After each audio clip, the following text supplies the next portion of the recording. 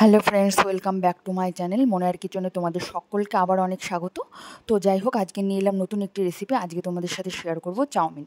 তো চাউমিন খেতে ভালোবাসো না এমন কিন্তু কম মানুষই আছো। যাই হোক, তো চাউমিন অনেকের পেটের সমস্যার জন্য কিন্তু চাউমিনটা অ্যাভয়েড করো। তো আমি যেভাবে রান্না করছি খেতে কিন্তু খুবই ভালো হবে, আর এতে কিন্তু কোনো পেটের সমস্যা হবে না। তো দেখো, ফার্স্টে কিন্তু আমি চাউমিনটাকে একটু সেদ্ধ করে নিলাম।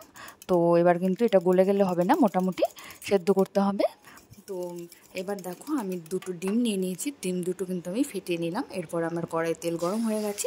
এবার ডিমটা আমি এর মধ্যে দিয়ে দিলাম। তো ডিমের মধ্যে কিন্তু আমি একটু সামান্য লবণ অ্যাড করেছি, আর এর মধ্যে কিন্তু আমি কোনো কিচ্ছু অ্যাড করিনি।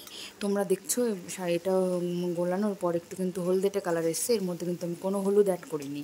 তো হলুদ অ্যাড করলে কিন্তু টেস্টটা অন্যরকম হয়ে যায়। তো শুধু কিন্তু আমি একটু লবণই অ্যাড করেছি। তো দেখো, এবার এটাকে কিন্তু আমি ভালোভাবে নাড়াচাড়া করে ভেজে নিচ্ছি। মোটামুটি এই দেখো, এটা কিন্তু আমার মোটামুটি ভাজা হয়ে এসছে। তো এটাকে কিন্তু আমি এখন তুলে নেব। এরপর আমি কড়াইয়ে তেল চাপিয়ে দিয়েছি। তো তেলটা আমি একটু সাদা তেল, একটু সর্ষের তেল মিক্সড করে দিয়েছি। তো এবার দেখো ইনগ্রিডিয়েন্টসগুলো কী কী রয়েছে আমার তোমাদের দেখিয়ে দিলাম। তো সেইগুলো আমি তেলের মধ্যে দিয়ে দিলাম।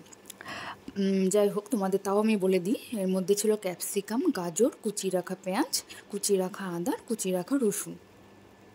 তো দেখো, ওইগুলো আমি আগে দিয়েছি। এরপর কিন্তু আমি পেঁয়াজগুলো মোটামুটি দিয়ে দিচ্ছি এর মধ্যে।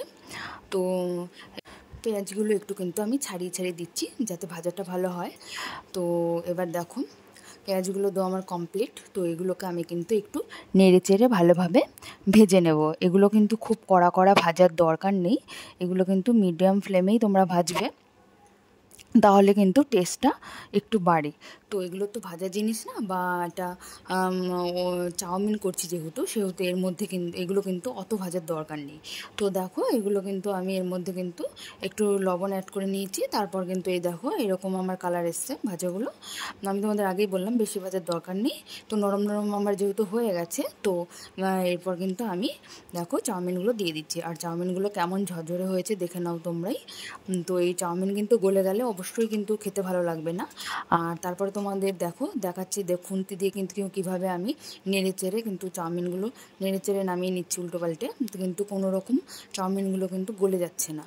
তো দেখো, এই যে এরপর কিন্তু আমি ডিমগুলো অ্যাড করে দিলাম। আর এই যে একটুখানি কিন্তু গোলমরিচের গুঁড়ো এর মধ্যে কিন্তু আমি অ্যাড করে নিচ্ছি। এরপর দেখো, আমি কিন্তু খুন্তি দিয়ে নেড়ে নিচ্ছি।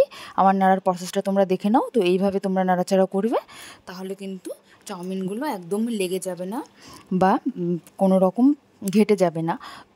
তো তোমরা কিন্তু অবশ্যই এইভাবে নাড়াচাড়া করে নেবে, তাতে কিন্তু চাউমিনগুলো বেশ ভালো থাকবে, খেতে ভালোও লাগবে। তো দেখো, নাড়াচাড়া করে নিচ্ছি। তো এবার আমি লাস্টে কিন্তু একটু ধনেপাতা কুচি এর মধ্যে ছিটিয়ে দিলাম। আর কিন্তু কোনো রকম আমি কোনো ভিনিগার বা কোনো এক্সট্রা কিছু কিন্তু এর মধ্যে কোনো কিছু অ্যাড করিনি। তো তোমরা এটা কিন্তু নির্দ্বিধায় খেতে পারো, কোনো রকম পেটের সমস্যা বা প্রবলেম, গ্যাস্ট্রিকের কোনো সমস্যা নেই। আমি তোমাদের বলছি, তোমরা কিন্তু অবশ্যই এই রেসিপিটা বাড়িতে ট্রাই করো। এইভাবে দেখো, খেতেও কিন্তু খুবই সুস্বাদু হয়েছিল। আমি রান্না করেছি বলে বলছি না, অবশ্যই সুস্বাদু হয়েছিল। তোমরা কিন্তু অবশ্যই এই রেসিপিটা ট্রাই করো। আর যদি চাউমিনের রেসিপিটা ভালো লাগে থাকে, অবশ্যই একটা করে লাইক দিয়ে পাশে থেকো।